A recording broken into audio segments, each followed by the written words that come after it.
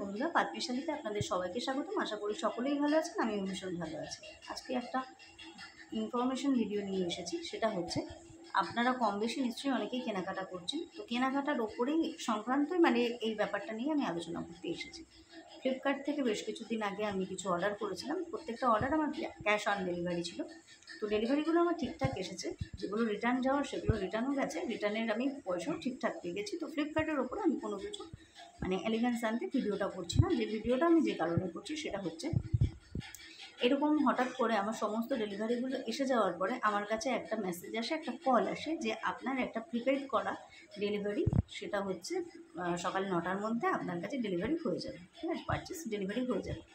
তো এরকম একটা মেসেজ আসে। মেসেজটা আমি দেখিনি, ঘুমিয়েছিলাম। ঘুমের মধ্যে আমার একটা কল আসে। কলটা আমি রিসিভ করি। কলটা রিসিভ করার পর আমাকে জানায় যে ম্যাডাম, আমি এরকম জায়গায় দাঁড়িয়ে আছি, আপনার এরকম একটা ডেলিভারি আছে, সেটা দেওয়ার জন্য। তো উনি প্রথমত নামটা আমার ভুল বলে এবং অ্যাড্রেসটাও উনি ভুলই বলে। তো যেহেতু উনি ভুল বলে, তখন আমি ঘুমের মধ্যেও যেন একটু সজাগ হয়ে যাই। যে ঠিক আছে, আপনি বলুন কী এসেছে। তো উনি বললেন, ম্যাডাম আমি তো গাড়ি চালাচ্ছি, আমি একটু সাইড করে তারপরে বলছি। ঠিক আছে বলুন। আমি কলটা হোল্ড করি। ওনাকে আমি পরে জিজ্ঞাসা করি যে আপনি কোথা থেকে এসেছেন। বলার পরে উনি বলে, ম্যাডাম আমি আপনাকে ঘণ্টাখানেক বাদে কল করছি। আমি বললাম ঠিক আছে।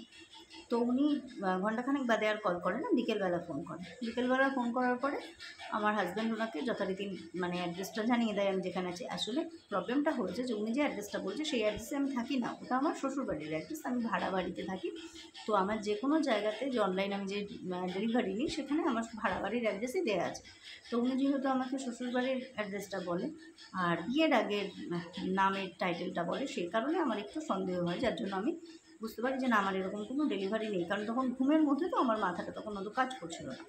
ফট করে তারপরে আমি পুরোটা চেক করি যে আমি কোনো অর্ডার দিয়েছি কিনা। তো দেখলাম না, আমার কোনো অর্ডার দেওয়া নেই। আমার যতগুলো অর্ডার দেওয়া ছিল সমস্ত অর্ডারই চলে এসেছে।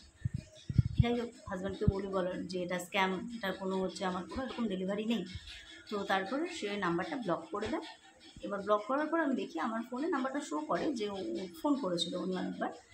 আরও একটা নাম্বার থেকে ফোন আসে। যেহেতু স্প্যাম নাম্বার আমার বন্ধ, তো সেই কারণে আমার কাছে কলটা ঢোকেনি, কিন্তু স্প্যাম নাম্বারটা শো করছে।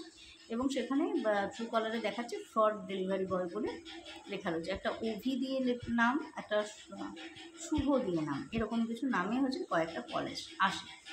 পরের দিনও আমার কাছে কল আসে। পরের দিনও কল আসার পরে অন্য নাম্বার থেকে কলটা আমার হোল্ড করে রাখে। আমি ফোনটা কেটে দিই। তার কিছুক্ষণ বাদে আবার একটা কল আসে। সেই কলটা আসার পরে কলটা আমি রিসিভ করি। তো আমাকে জানানো হয় যে উনি একটা অফিস থেকে কথা বলছেন, ডেলিভারি বয় দাঁড়িয়ে আছেন একটা ব্যাংকের সামনে, যেটা আমাদের এখানে থেকে খুব কাছে। তো বললো, আপনি যদি প্রপার অ্যাড্রেসটা দেন তাহলে ম্যাডাম আপনাকে ডেলিভারিটা দিয়ে আসবে। আমি বললাম ঠিক আছে।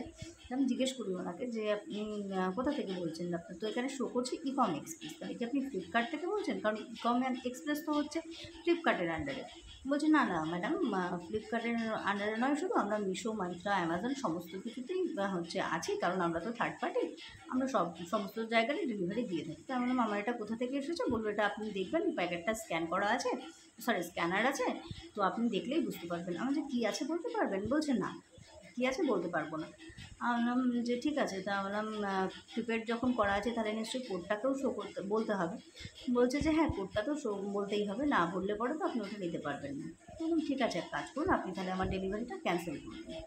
তো বলার পর উনি বলেন ঠিক আছে ম্যাডাম, ক্যান্সেল করে দিচ্ছি। বলার পরেও উনি বারবার হোয়াটসঅ্যাপে আমার মেসেজ আসতে থাকে, বা আপনার কলও আসতে থাকে। এমনকি এখনও পর্যন্ত আসছে। মোটামুটি 3-4 দিন ধরে আমার সাথে একই রকম ঘটনা ঘটেই যাচ্ছে।